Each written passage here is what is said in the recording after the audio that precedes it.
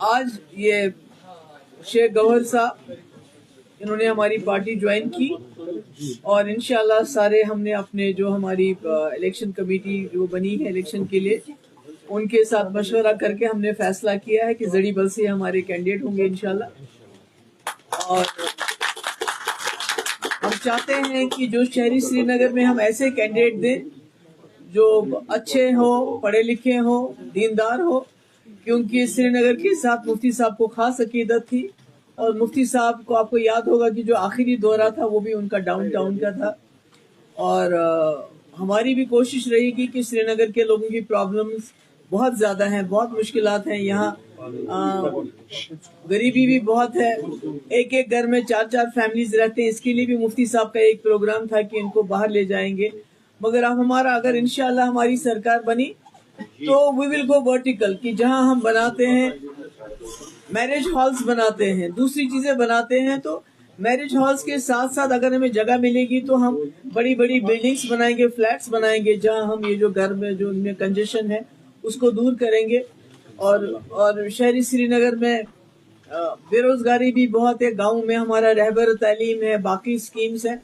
कोशिश करेंगे श्रीनगर की जो मुफ्ती साहब का जो एक इरादा था श्रीनगर को लेके, उसमें मुझे लगता है गवर्नर साहब जैसे जो हमारे लोग आज ज्वाइन कर रहे हैं ये भी हमें शहरी श्रीनगर को डेवलप कर।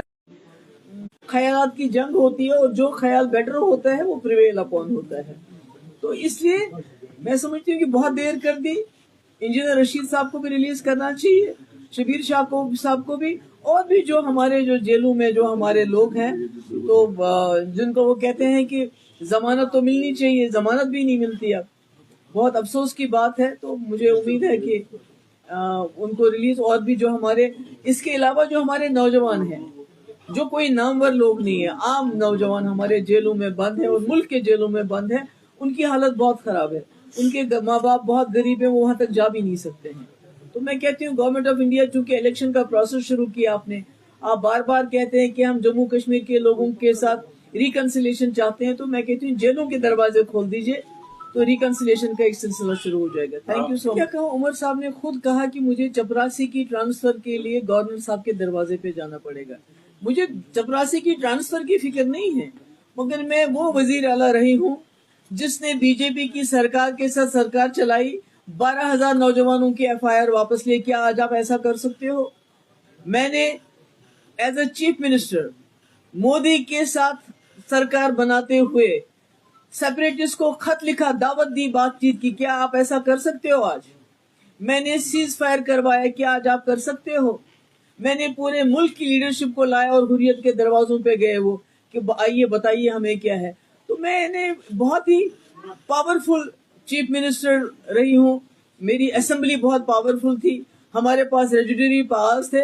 तो आज खुदा ना खास्ता एक म्यूनिसिपैलिटी का इन्होंने शक्ल दे दी हमारी असेंबली को कि आप कोई कानून पास नहीं कर सकते हैं, बकौले उमर साहब आप एक चपरासी की ट्रांसफर नहीं कर सकते। तो मैं तो कहती हूँ अगर मेरे पास कल कोई आएगा कि नौजवान बेगुनाह बंद है उसको छोड़ना है, जब मैं उस नौजवान को नहीं छोड़ सकती हूँ जिसने 12,000 नौजवानों को FIR वापस ली, अगर आज वो चीफ मिनिस्टर बन के एक FIR वापस नहीं ले सकती तो फिर क्या करना है इसी चीफ मिनिस्टर को? देखिए, मैं तो फारूक साहब का आपने उनसे पूछना चाहिए था कि उन्होंने ऐसा क्यों कहा।